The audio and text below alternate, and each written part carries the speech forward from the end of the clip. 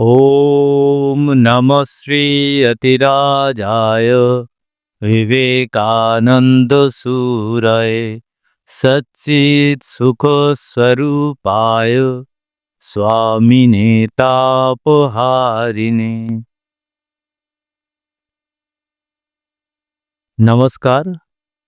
Ramakrishna mission Sargachhi YouTube চ্যানেলের সমস্ত দর্শনার্থী ভক্ত অনুরাগীদের সকলকে আন্তরিক প্রীতি শুভেচ্ছা অভিনন্দন জানাই। স্বামী বিবেকানন্দের কর্মযোগের কর্তব্য কি এটি হচ্ছিল। সেখানে কর্তব্য একটা খুব অরুচিপূর্ণ স্বামীজি বলছেন, কিন্তু তাতে প্রেম প্রীতি এবং স্বাধীনতার মধ্যে দিয়ে সেটাকে রুচিসংগত করতে হয়, এটাই। এবং সেখানে যে আমাদের মায়েদের কীরকম ভূমিকা, স্ত্রীর কীরকম ভূমিকা, সেই সম্বন্ধে স্বামীজি বলতে গিয়ে বলছেন, জগতে মায়ের স্থান সকলের উপরে, কারণ মাতৃভাবেই সর্বাপেক্ষা অধিক নিঃস্বার্থপরতা শিক্ষা ও প্রয়োগ করা যায়। এই যে নিঃস্বার্থপরতা শিক্ষা, এই মায়ের মধ্যেই আমরা দেখি সম্পূর্ণ নিঃস্বার্থপরতা। তার সন্তানকে মানুষ করার জন্য, তার সন্তানকে কিভাবে তাকে পরিতুষ্ট করে, কিভাবে তাকে লালন পালন করা যায়, কিভাবে তার মঙ্গল কামনা করা যায়, কিভাবে তাকে রক্ষা করা যায়, সমস্তটাই চিন্তা, যেন মায়ের সমস্ত চিন্তা সেই সন্তানকে কেন্দ্র করে, সেই তাকে কিভাবে স্নেহ দিয়ে কিভাবে তাকে এ করবে, বড় করবে, সমস্তটা। সেই জন্য বলছেন যে একমাত্র ভগবত প্রেম মায়ের ভালোবাসা অপেক্ষা উচ্চতর, বাকি সমস্ত ভালোবাসা নিম্নতর। জগতে আমরা যত ভালোবাসা দেখি, সবচেয়ে হাইয়েস্ট জাগতিকভাবে আমরা মায়ের, তার উপরে একমাত্র ভগবত প্রেম। তাহলে ভগবত প্রেমের পরেই মায়ের ভালোবাসা। সেটা বলছেন যে মায়ের কর্তব্য প্রথমে কি না, মায়ের কর্তব্য প্রথমে সন্তানের বিষয় চিন্তা করা, তারপরে নিজের বিষয় চিন্তা। আমরা কিন্তু এটাই জগতে পাই, যেরকম সমাজ থেকেই আসুক না কেন, আমাদের এইটি প্রত্যেকের সন্তানের মধ্যে যারা বোধবুদ্ধি সম্পন্ন একটু হয়েছে, তারা বুঝতে পারে মায়ের এই যে কর্তব্যটা কিভাবে তারা পালন করে। তারা কিন্তু প্রত্যেকেই প্রথমে সন্তানের জন্যই চিন্তা করে, তারপরে আমরা দেখেছি সমস্ত কিছু সন্তানকে খাইয়ে দেওয়ার পরে পরিতোষপূর্ণ ব্যঞ্জনাদি দিয়ে তাকে খাইয়ে দাইয়ে যতটুকু পড়ে থাকে, মা কিন্তু সেইটাই আহার করে। মায়ের কখনো বলেনি যে আমার জন্য থাকুক, আমি কি খাবো, এই কথাটা আমরা কখনো শুনি কোনোভাবে নেই। সেটা কম থাক বেশি থাক, ভালো হোক মন্দ হোক, কোনো দিন কোনো রকম আমরা এই যে একটা নিঃস্বার্থ ভালোবাসা, এই যে একটা কর্তব্য, এটা বলছেন যদি এরকম না হয়, যদি সেই পিতামাতা যদি নিজের জন্য চিন্তা করে, তাহলে সেটা কিরকম, তাহলে সেটা বলছে ঠিক হচ্ছে কি যে একটা পাখির মতো, পাখির সন্তানের সঙ্গে তার পাখি মা পাখি এবং তার শাবক পাখির যে সম্পর্ক, ঠিক সেই রকম সম্পর্ক হয়ে যায়। সেরকম কিরকম না, পাখি যতক্ষণ ওই ছোট থাকে, যতক্ষণ না খেতে পায়, খুঁটে খুঁটে মা নিয়ে এসে তার মুখে ধরে, তারপরে যখনই একটু ডানা হলো, উঠতে শিখলো, ব্যাস মা বাবাকে ভুলে গেল। তো এই সম্পর্ক গড়ে ওঠে। কিন্তু না, সেটা মায়ের আমাদের মানুষের মধ্যে মায়ের স্থানটা কোথায় সেটা বলছে। তাই জন্য বলছেন যে সেই মানুষই বাস্তবিক ধন্য। কোন মানুষ?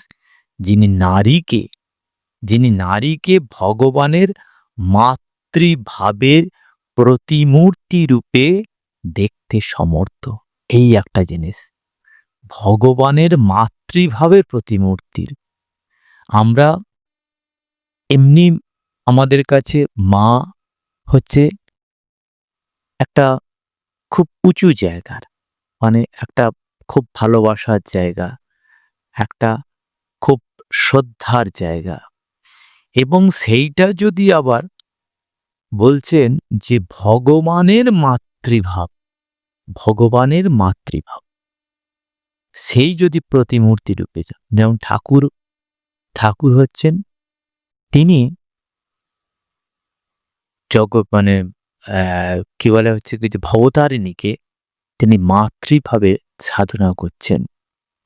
সেই জিনিসটা যেটা যেটা পাচ্ছেন ঠাকুর, যেটা বুঝছেন, ঠাকুর যেটা দেখিয়েছেন, সেই জিনিসটা আমরা যদি এই রকম নারীদের মধ্যে আমরা দেখি, আজকে আমরা মা শারদা, ভগবতী এবং তিনি মাতৃরূপা প্রতিমূর্তি, এই জায়গাটা আমরা সমস্ত নারীর মধ্যে দেখি, আমরা সমস্ত নারীর মধ্যে যদি এইটা দেখি, তাহলে কি হবে? যে সন্তান দেখতে পায়, যারা দেখতে পায়, তারাই ধন্য, তারাই ধন্য। কারণ হচ্ছে কি যে একমাত্র তাদের যে নিজের চিন্তাকে উন্নতি করার এইটাই একটা বাস্তব একটা জায়গা, যেটা তাকে এই ভগবানের মাতৃ রূপ তাকে প্রতিমূর্তি দেখার সমর্থ। এবং সেই নারীও ধন্য, স্বামীজি বলছেন সেই নারীও ধন্য যাহার চক্ষে পুরুষ ভগবানের পিতৃভাবে প্রতীক। আমরা দ্বৈতভাবে যখন দেখি, আমরা দেবতাকে, ভগবানকে কি হয়েছে ঈশ্বরীয় ভাব, মানে ঈশ্বরীয় কি পুরুষ হিসাবে দেখছি, শিব দেখছি, শক্তি হিসাবে দেখছি, মা কালীকে দেখছি, মা দুর্গাকে দেখছি, আমরা বিভিন্ন রকম দেখছি, মা জগদ্ধাত্রীকে দেখছি, মা শীতলাকে দেখছি, মাতৃ প্রতিমূর্তি দেখছি মা হিসেবে। আবার আমরা পুরুষ হিসাবে শিবকে দেখছি, আমরা বিষ্ণুকে দেখছি, নারায়ণকে দেখছি, আমরা রামচন্দ্রকে দেখছি, ঠাকুর শ্রীরামকৃষ্ণকে দেখছি, মা শারদাকে দেখছি মাতৃভাবে, ঠাকুর শ্রীরামকৃষ্ণ পিতৃভাবে দেখছি। তাহলে ঠিক সেই রকম মা একটা সন্তানের পক্ষে মাতৃভাবকে দেখা, আর আরেকটি পুরুষ সে একটা নারী সে পিতৃভাব দেখবে, সে দুরকম ভাবে দেখছে।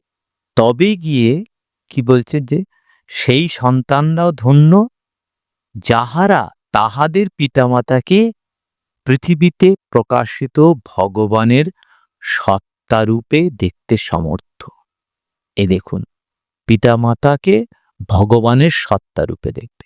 কারণ এইখানেই ঠাকুর রামকৃষ্ণ বলছেন যে পিতামাতা কংবা, সে যে ভগবানের প্রতিমূর্তি, কারণ সেখানে জীবন্ত ভগবান বলছেন। আমরা ভগবান বলতে কি বুঝি? আমরা ঈশ্বর বলতে কি বুঝি? আমরা বুঝি সেই আমাদেরই মতো মানুষ, সর্বগুণ সম্পন্ন, সর্বশক্তিশালী, সর্বজ্ঞ, তিনি সব জানেন, সব করতে পারেন, সব হচ্ছে কি যে জানেন, সব বলতে পারবেন, সব করতে পারেন, সেই রকম আর কি তাঁকে সেই সর্বগুণ সম্পন্ন। আমরা কি হচ্ছে সেই জায়গাটা আমরা যখন মানুষ হিসাবে দেখব, সেই মানুষের প্রথম আমরা পিতামাতার মধ্যে দেখার চেষ্টা করতাম, তবেই সেই সন্তানরা ধন্য হবে, সেটাই বলছে। কারণ হচ্ছে কি যে আমাদের শ্রদ্ধা কতটা বর্ধিত হতে পারে, কতটা আমরা যত বেশি শ্রদ্ধাবান লাভতে জ্ঞান, যত বেশি আমরা শ্রদ্ধা সম্পন্ন হব, তত বেশি আমাদের সেই কি হচ্ছে চেতনা, যেন সেই সমস্ত কিছু আমাদের আস্তে আস্তে উদ্গীরণ হতে থাকে, আমাদের সমস্ত জ্ঞান পরিস্ফুট হতে থাকে। কারণ আমাদের শ্রদ্ধা যেরকম থাকবে সেরকম ভাবেই আমরা জ্ঞান লাভ করে, এটা ভগবান শ্রীকৃষ্ণ বলেই গেছে। তাহলে এরপর বলছেন তাহলে উন্নত লাভের উপায়টা কি? বলছে যে উন্নতি লাভের উপায় হচ্ছে আমাদের হাতে যে কর্তব্য আছে তা অনুষ্ঠান করে ধীরে ধীরে শক্তি সঞ্চয় করা এবং ক্রমশ অগ্রসর হওয়া যে পর্যন্ত না আমরা সেই সর্বোচ্চ অবস্থায় উপনীত হতে পারি। আমরা সেই স্বামীজির একই কথা আমাদের পারফেকশনের কথা বলছেন। স্বামীজি বলছেন যে এডুকেশনটা কি না manifestation of perfection already in man, মানুষের ভিতরেই আছে, এই সব কিছু সব ভিতরে আছে, আমাদের ভিতরেই সমস্ত কিছু আছে, এইটা কিছু তো প্রকাশ করতে হবে, সেটা পারফেকশন। সেই শক্তি, যেমন আমরা শিক্ষাকে পারফেকশন বলছি, বিদ্যাও একটা কর্ম, মানে বিদ্যার মধ্যে দিয়ে সেই শিক্ষার মধ্যে দিয়ে সেটা পরিস্ফুট হচ্ছে এবং সর্বোচ্চ অবস্থায় যাবে। সেই সর্বোচ্চ অবস্থা মানে কি পারফেকশন থাকলে তবেই সর্বোচ্চ অবস্থায় যাবে। আমাদের একটা যেন পূর্ণ রূপ তখনই তবে যখন আমাদের মধ্যে সেই পারফেকশনটা থাকে। একটা শিল্পী তার মনের মধ্যে, তার হাতের টানের মধ্যে সে যতটা পারফেকশন থাকবে ততটা তার সেই মূর্তিটাকে ততটা পারফেক্টলি সে প্রকাশ করতে পারে। তাহলে সেই পারফেকশনের উপর ডিপেন্ড করছে। ঠিক সেই জায়গাটা স্বামীজি বলছেন যে অগ্রসর হতে, এই যে আমাদের যে কর্তব্য আছে সেই কর্তব্য অনুষ্ঠান করে ধীরে ধীরে শক্তি সঞ্চয় করে এবং সেটা অগ্রসর হয় যতক্ষণ না পর্যন্ত আমরা সেই সর্বোচ্চ অবস্থায় উপনীত না হই, ততক্ষণ আমাদের এগিয়ে যেতে হবে, ততক্ষণ আমাদের করে যেতে হবে। প্রত্যহ আবোল তাবোল বলছে যে একটা প্রত্যেক দিন আবোল তাবোল ভাবে বকে এমন একজন অধ্যাপক অপেক্ষা একজন যে মুচি, যে সর্বাপেক্ষা কম সময়ের মধ্যে সুন্দর শক্ত একটা একজোড়া জুতো তৈরি করতে পারে, সে কিন্তু সেই অধ্যাপক অপেক্ষা বড়। কোন দিক থেকে বড় না বলছে অবশ্য নিজের কর্তব্য, ব্যবসা ও কার্যের দৃষ্টিতে। তাহলে এটা একটা বিদ্যা, সেই বিদ্যাটা মানে সে তার কর্ম, সে কর্মের দিক থেকে কিন্তু সে তার পারফেকশনের জায়গাটা সে পাচ্ছে, কিন্তু বকর বকর যে করছে সে পাচ্ছে না। সেই জন্যই বলছেন যে ওইটা অপেক্ষা ওইটা শ্রেষ্ঠ। কেন মুছি? যদি বলবো কি যে শিক্ষক একজন, তো অধ্যাপক একজন শিক্ষক, তার মান কত উঁচু জায়গায়, তা নয়, সেটাও একটা কর্তব্য। সেও একটা পরিপ্রেক্ষিতে পারিপার্শ্বিকভাবে সে তার কর্তব্যটা সে পেয়েছে। ঠিক একইভাবে সে মুচিও তার জন্মগতভাবে তার পারদর্শিতাভাবে সে তার সেই জায়গায় এসেছে, সেই জায়গা সে কর্মতে পেয়েছে। আমরা আগেই প্রথমে বলেছি যে প্রথমে তার মানে জন্মগতভাবে যে কর্তব্যটা তার কাছে এসেছে সেইটাই, কারণ কর্তব্যের মধ্যে ছোট বড় নেই,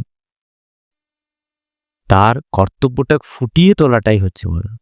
সেই জায়গাটাকে বলছে একটা গল্পের মধ্যে দিয়ে আমরা দেখব যে এই কর্তব্যটা ছোট বড় নেই কিরকম এবং কিভাবে আমরা সেই কর্তব্যটা অনুষ্ঠান করে তা ধীরে ধীরে শক্তি সঞ্চয়ের মধ্যে দিয়ে কিভাবে অগ্রসর হচ্ছি এবং সেই পারফেকশন মানে আমরা কি হয়েছে আলটিমেট যে জ্ঞান, সেই জ্ঞানটা যে লাভ করবে, সেই জ্ঞানটা কিভাবে লাভ করবে এই কর্তব্যের মধ্যে দিয়ে, এই কর্মের মধ্যে দিয়ে সেইটা আমরা দেখি। যে বলছে যে এক যুবক সন্ন্যাসী সে জঙ্গলে গিয়ে ধ্যান ভজন করে এবং যোগাভ্যাস করে এবং বহুকাল ধরে করছে এবং করতে করতে সে একটা সময় গাছের তলায় বসে আছে, গাছের তলায় যারা বিশ্রাম করছে এরকম বসে আছে। ঠিক ওপরে, গাছের ওপরে একটা বক আর কাক দুজনে মিলে ঝগড়া করছিল। ঝগড়া করতে করতে সেখান থেকে একটা শুকনো কি যে পাতা তার মাথার উপর পড়ে গেছে। তার মাথার উপর পড়ে যেতে স্যার একটু মানে হয়েছে যে এত সাহস আমার মাথার উপর পাতা ফেলা।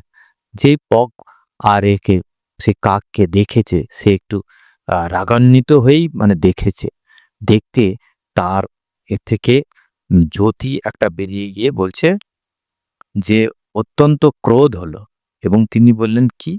তোরা আমার মাথার শুষ্ক পাতা ফেললি? হ্যাঁ, এত সাহস?" এই বলে যেমন ক্রোধের দিকে তাদের দিকে তাকালো, অমনি তার মস্তক হতে একটা অগ্নিশিখা মস্তক হতে একটা অগ্নিশিখা বেরিয়ে ওই পাখিগুলোকে ভস্ম করে ফেলল। এবং যখনই ভস্ম করে ফেলল তখনই সেই যোগী ভাবছেন, সেই সন্ন্যাসী যুবক সন্ন্যাসী ভাবছে এই তো একটা তাহলে সিদ্ধাই একটা তো শক্তি হয়েছে। সে এইবার একদিন একটা শহরের মধ্যে গিয়ে ভিক্ষা করতে গেছে এবং সেখানে একজন মাতা মানে মা গৃহিণী বা মা তিনি তার ভিতরে আছেন এবং তিনি ডাকছেন, "মা ভিক্ষা দাও।" বলছে যেমন ভাবে ভিক্ষা দিত। তখন ভিতর থেকে মা বলছেন যে, "বাবা অপেক্ষা করো, আমি আসছি।" তখন সে বলছে, "হ্যাঁ, এত বড়" আ ম তিনি বলছেন ভিতর থেকে বলছেন, "বৎস একটু অপেক্ষা করো।" যুবক বলছেন মনে মনে ভাবছেন, "হতভাগিনী তোর এত স্পর্ধা! তোর এত স্পর্ধা তুই আমাকে অপেক্ষা করতে বলিস? মানে আমার ওই যে শক্তি হয়েছে, কিরকম এখন তুই আমার শক্তি জানিস না।" এই কথার মনে মনে ভাবছে, মনে মনে বলছে। মনে মনে এরকম বলছেন আর তারপরে সঙ্গে সঙ্গে তিনি ভিতর থেকে আবার এত বলছেন যে আবার একটা কণ্ঠস্বর শুনতে পাচ্ছেন যে, "এত অহংকার করিও না।" কি? না এখানে কাক বা বক নাই। এখানে কাক বা বক নাই। সেই মা বলছেন ভিতর থেকে, সেই মহিলা বলছেন ভিতর থেকে যেটা কাক বক নাই এখানে যে ভস্ম হয়ে যাবে। তখন তিনি বললেন, "বাবা!" তিনি মনে মনে ভাবছেন যে, যে এইরকমভাবে কি করে সে জানলো? আমি তো শুধু মনে মনে বলে তখন তিনি মহিলা যখন সেই কাজ সমাপ্ত করে তিনি তার হচ্ছে কি যে তার স্বামীর সেবা করছিলেন। স্বামীর সেবা সমাপ্ত হতে তারপর তার ভিক্ষা নিয়ে তার বাইরে এসেছে এবং সঙ্গে সঙ্গে সেই যোগী তার পায়ে মাথা দিয়ে প্রণাম করে পায়ে পড়ে গেছে। পড়ে গিয়ে বলছে, "মা আপনি কি করে জানলেন? কি করে আমি তো" তখন বলছে বাবা তখন বলছেন কি বলছেন? যে, "বাবা আমি তোমার যোগ তপস্যা কিছুই জানি না। আমি তোমার যোগ তপস্যা কিছু জানি না। আমি একজন সামান্য নারী। তোমাকে অপেক্ষা করতে বলেছিলাম কারণ আমার স্বামী পীড়িত, অসুস্থ। আমি তাঁর সেবা করতেছিলাম। আমি তার সেবা করছিলাম। সারা জীবন আমি কর্তব্য পালন করবার চেষ্টা করেছি। বিবাহের পূর্বে পিতামাতার প্রতি কন্যার কর্তব্য পালন করেছি। এখন বিবাহিত হয়ে স্বামীর প্রতি আমার কর্তব্য করছি।" দেখুন, কর্তব্যটা আগেই বলা হয়েছে, কর্তব্যটা খুব অরুচিপূর্ণ কিন্তু একঘেয়েমি কর্তব্যটা। কিন্তু সেটাকে প্রেম প্রীতির সঙ্গে, ভালোবাসার সঙ্গে, স্বাধীনতার সঙ্গে সেইগুলোকে যদি আমরা করি তাহলে সেখান থেকেই গর্জে। তখন বলছেন যে এখন এই যে বলছে এটাই আমার যোগাভ্যাস। এই কর্তব্যটাই বলছেন আমার যোগাভ্যাস। সেই মা বলছেন এই যে কর্তব্য আগে পিতামাতার করেছি, এখন স্বামীর প্রতি করছি। সেই কর্তব্যটা আমার যোগাভ্যাস। এই কর্তব্য করে আমার জ্ঞানচক্ষু খুলেছে। তাতেই আমি তোমার মনোভাব ও অরণ্যে তোমার কৃত সমুদয় ব্যাপার আমি জানতে পেরেছি। অরণ্যে বসে কি করেছিলে সেই মনোভাব নিয়ে এখানে শহরে এসে ভিক্ষা করতে এসছো? তোমার স্বরের মধ্যে দিয়ে আমি সব বুঝতে পেরে। এটা বলছেন মা। কেন আমি যোগ অভ্যাস করিনি, শুধু কর্তব্য পালন করে। সেই কর্তব্য ওই জন্যই বলছেন সেই কর্তব্য ধীরে ধীরে শক্তি সঞ্চয় করে যতক্ষণ না সেই একটা সর্বোচ্চ জায়গা না সেই জ্ঞান, এই যে জ্ঞান বলছেন তখন বলছে যে এই কর্তব্য জ্ঞান চক্ষু খুলেছে তাতেই আমি তোমার মনোভাব ও অরণ্যে তোমার কৃত সমুদয় ব্যাপার জানতে পেরেছি। এটা হতে উচ্চতর কিছু জানতে চাও তো অমুক নগরে বাজারে যাও, সেখানে এক ব্যাধকে দেখতে পাবে। তিনি তোমাকে উপদেশ দেবেন যা শিক্ষা করলে তোমার আনন্দ পাবে, আনন্দ হইবে, সেই শিক্ষা তুমি পাবে। সন্ন্যাসী ভাবলেন ওই নগরে একটা ব্যাধ আছে, কেন যাব কেন, সেটা ভাবছে, ব্যাধের কাছে শিক্ষা নিতে। কিন্তু দেখলেন যখন এই মহিলাই যদি, এই মা যদি এতটুকু সেবার মধ্যে দিয়ে, এতটুকু কর্তব্যের মধ্যে দিয়ে সে এইটা জানতে পারে, তাহলে এই মা যখন বলছেন তার কথা, সে না জানি কত তাহলে যেতে হবে। গেলেন সেখানে, গিয়ে দেখছেন একজন বেশ স্থূলকায় ব্যক্তি ব্যাধ, সে একটা বড় ছুরি নিয়ে সে মাংস কেটে কেটে বিক্রি করছে, এবং আমাকে দেখে সে ইশারায় বলল, বসতে বলল, এবং তার সমস্ত কিছু মিটে যেতে সে সমস্ত গুছিয়ে হিসাব টিসাব নিয়ে তারপরে সে বাড়ির উদ্দেশ্যে রওনা, বললে চলুন আপনার আমার সঙ্গে। এবং সেখানে গেতে সে তার একটা জায়গা আসন করে বসিয়ে দিয়ে বললেন, আপনি একটু বসুন, আমি একটু পিতামাতার সেবা করে আসি। এবং সেখানে গিয়ে তিনি ভিতরে গিয়ে পিতামাতাকে হাত মুখ ধুইয়ে তাকে অন্ন খাইয়ে তার সমস্ত সেবা করে তারপর তাদের একটা বিশেষ ব্যবস্থা করে তারপর তিনি আসলেন।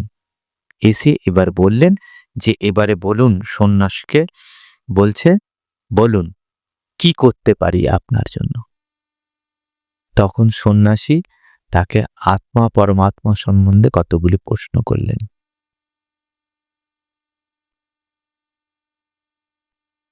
তারপরে সন্ন্যাসী যখন গিয়েছিলেন তখন উনি বুঝতে পেরেছেন যে সেই মহিলা তাকে পাঠিয়েছে। তখন জিজ্ঞাসা করলেন, উনি কি পাঠিয়েছেন? বলছে হ্যাঁ, উনি পাঠিয়েছেন।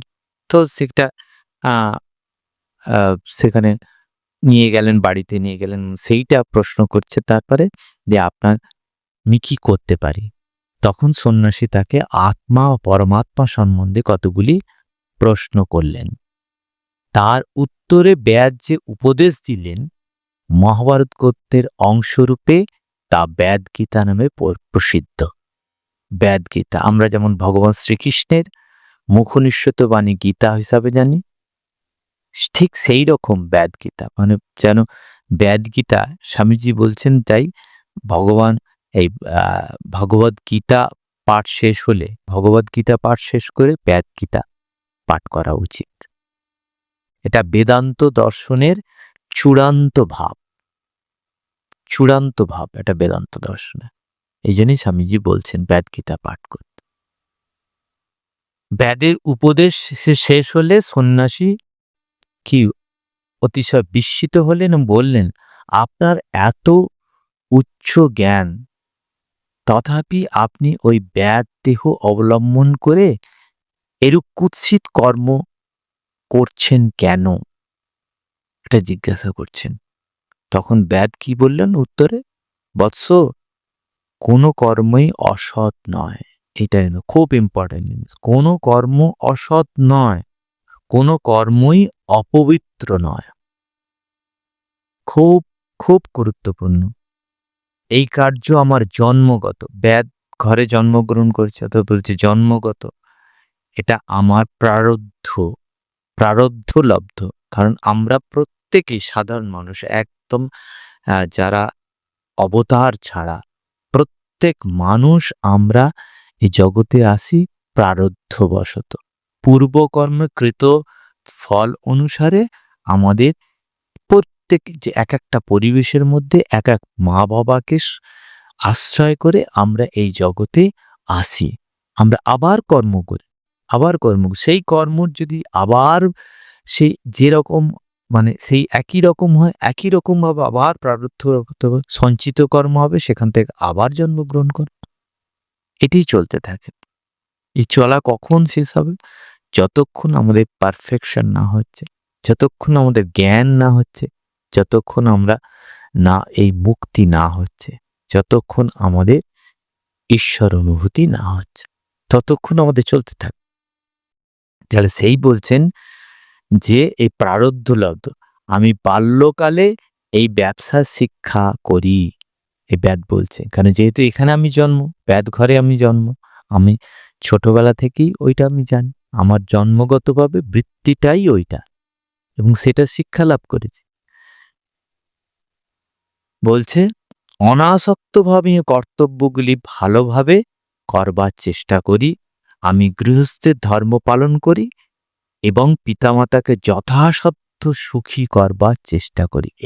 এই যে দেখুন, গৃহস্থের যা যা কর্তব্য ঠিক ঠিক এবং পিতামাতাকে পালন করার দায়িত্ব তারই, অতএব ঠিক সেইভাবে করছে। আমি যোগ জানি না, সন্ন্যাসীও হইনি, আমি কখনো সংসার ত্যাগ করিনি, তথাপি সমাজে আমার অবস্থা অনুযায়ী কর্তব্য অনাসক্তভাবে করে আমি আমার এই জ্ঞান জন্মেছে। এই যে অনাসক্তভাবে, প্রথমেই স্বামীজি বলছেন যে অনাসক্তভাবে আমাদের এই কর্ম করতে হবে। সেখানে হচ্ছে কি যে অনাসক্তের জন্য আমাদের ভগবান শ্রীকৃষ্ণও বলছেন, কর্মণ্যেবাধিকারস্তে মা ফলেষু কদাচন। ফলের জন্য চিন্তা কর, তার মানেই নিরাসক্ত। তুমি অনাসক্তভাবে কাজ করো, তুমি ফলের দিকে তাকিও না, কি হবে না। এবং নিষ্ঠা, ভালোবাসা, পবিত্রতা এবং তার মধ্যে দিয়ে ভালো স্বাধীনতার সঙ্গে তোমাকে কাজ করতে হবে। সেইটাই বলছেন যে স্বামীজি বলছেন যে এরকম এক জ্ঞান পুরুষকে আমি দেখেছি। তিনি পাহাড়ি বাবার কথা বলছেন যে তিনি কাউকে তিনি গুরু হিসাবে নিজেকে যে উপদেশ দেবেন, এরকম কাউকে উপদেশ দেবেন সেটা তিনি মনে করতেন না। এত বিনয়ী, হাম্বল। কারণ হচ্ছে কি যে সে ঈশ্বরের জন্য যেন বিলিয়ে দিয়েছেন। তিনি স্বামীজিকে বলছেন জন সাধন তান সিদ্ধি। আমরা কি হচ্ছে সাধন মানে যেটা, এই যে কর্তব্যগুলি হচ্ছে কি যে আমাদের একটা হচ্ছে কি যে সাধন, এই সাধনটাই আমরা সিদ্ধি বলে জানবো। জন সাধন তান সিদ্ধি মানে যখন তুমি কোনো কার্য করছো তখন আর কোনো কিছু ভাবিও না। জন সাধন তান সিদ্ধি, এইটাই স্বামীজিকে বলছেন। তিনি কর্মের রহস্যের কথা বলছেন। এটি কর্ম রহস্য। মানে আমরা কি বলছি, আমরা সবসময় ফলের দিকে থাকেন না। যে কাজটা করছি সেই কাজটাকে আমাকে সুনিপুণভাবে ভালোবেসে সেটাকে শ্রদ্ধা সহকারে আমাকে ঠিকভাবে একদম পারফেক্টলি ভাবে করতে হবে আমার। সেটাই হচ্ছে কি যে একমাত্র এই তার সাধন সিদ্ধি লাভ করার একটা উপায়। এই বলছেন মানে যাহা সাধন তাহাই সিদ্ধি, মানে উদ্দেশ্য ও উপায় এক। আমরা উদ্দেশ্যটাকে অনেক সময় বড় করি, উপায়টাকে ছোট করে দিই। না, উপায়টাই উদ্দেশ্যটা এক করতে হবে আমাদের। সেই কর্মটা এমন কর্ম করতে হবে, সেই কর্মটার মধ্যে ছোট কর্ম নয়। আমাদের বিহারী বাবার কথা আমরা এক্ষুনি মনে পড়ছে যে তিনি রোগীকে সেবা করছেন যেন ভগবানকে তিনি মহাস্নান করাচ্ছেন। রোগীকে সেবা করছেন, দুটো একই। তিনি স্নান করে পবিত্র হয়ে শুচিসম্পন্ন হয়ে তিনি সেই রোগীর সেবা করতে, নারায়ণকে জল দিয়ে পুজো করে যেমন ভাবে তাকে পূজা অর্চনা করছেন, ঠিক সেইভাবে তিনি করেন।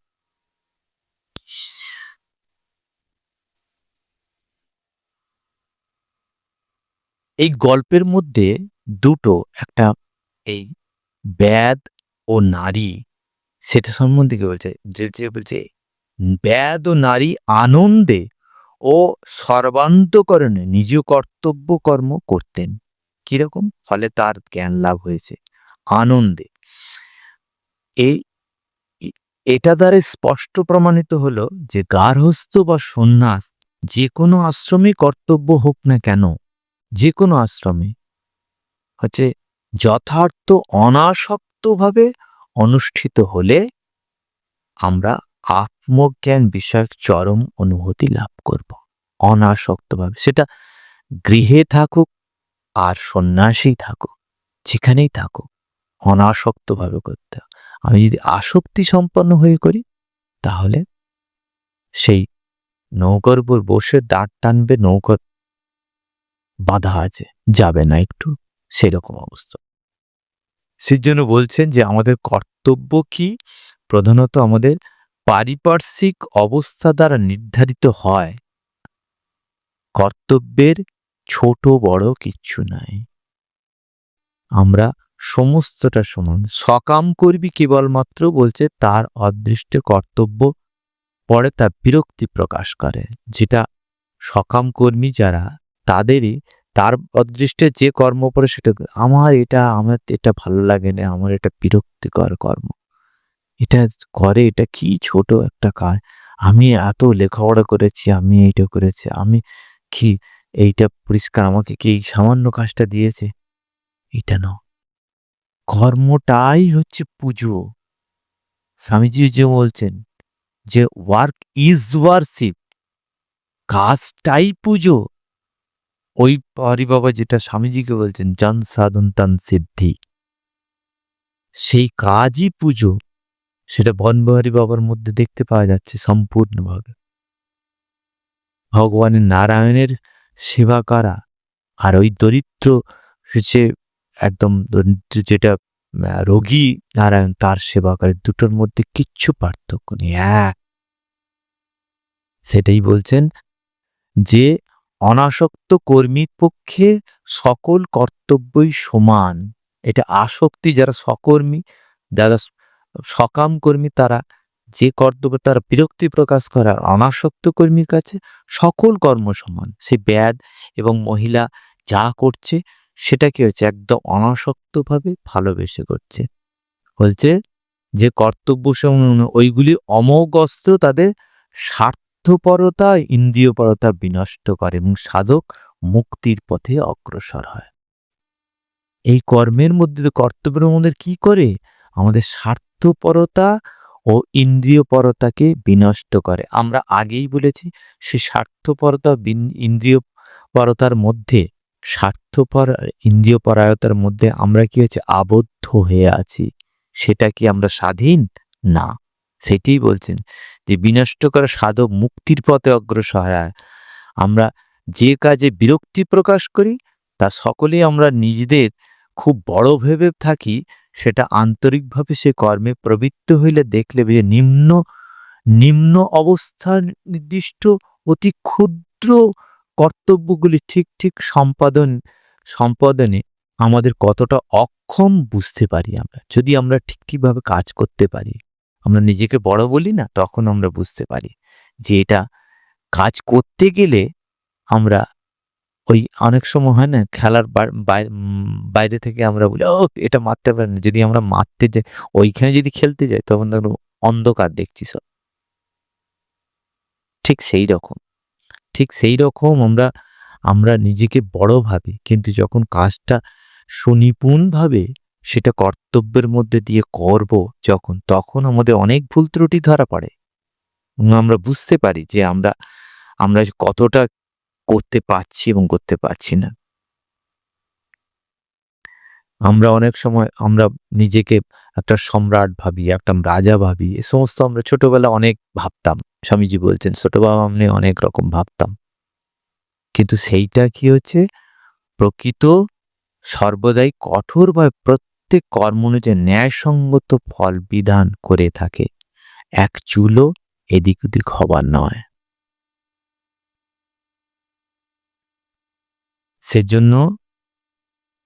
সেজন্য আমরা স্বীকার করতে ইচ্ছুক না হলেও প্রত্যেকে আমাদের কর্মফল অনুসারেই আমাদের কর্তব্য নির্দিষ্ট হয়। এই যে আমাদের কর্তব্যটা নির্দিষ্ট হচ্ছে, ব্যাদ সে তার কর্তব্য কর্মফল অনুযায়ী, কিন্তু সেইটাকে সে ছোট করে নেয়নি, তিনি নিয়েছেন সম্পূর্ণভাবে নিঃস্বার্থভাবে ভালোবেসে নিয়েছে। বলছে কর্তব্য আমাদের অতি নিকটে যে কর্তব্য রয়েছে, যা আমাদের হাতের গোড়া রয়েছে, তা উত্তম রূপে নির্বাহ করাই আমাদের ক্রমশ শক্তি লাভ করে থাকি। যেটা আমাদের হাতে আছে সেটাকে উত্তম রূপে আমরা নির্বাহ করতে হবে, সেটা সম্পন্ন করতে হবে, তবে গিয়ে আমরা শক্তি লাভ করব। এরকম ধীরে ধীরে শক্তি বাড়াতে বাড়াতে ক্রমে আমরা এমন অবস্থা পৌঁছতে পারি যে সময় আমরা সমাজের সর্বাপেক্ষা সম্মানজনক কর্তব্য পালন করার সৌভাগ্য লাভ করি। এই হচ্ছে কর্তব্য। অতএব বিরক্তির সঙ্গে নয়, সেটা অরুচি বোধ হবে। একদম সম্পূর্ণভাবে আমরা ভালোবেসে কর্তব্য আসুক না কেন সাগ্রহে করব। সেটা সর্বদাই কর্তব্য সম্পাদনের জন্য সর্বান্তকরণে প্রস্তুত থাকতে হবে আমাদের। আমাদের ভালোবেসে আমাদের অবশ্যই করতে হবে। তবে গিয়ে আমরা সেই শক্তি অর্জন। ওম শান্তি শান্তি শান্তি। হরি ওম তৎসৎ। শ্রীরামকৃষ্ণার্পণমস্তু।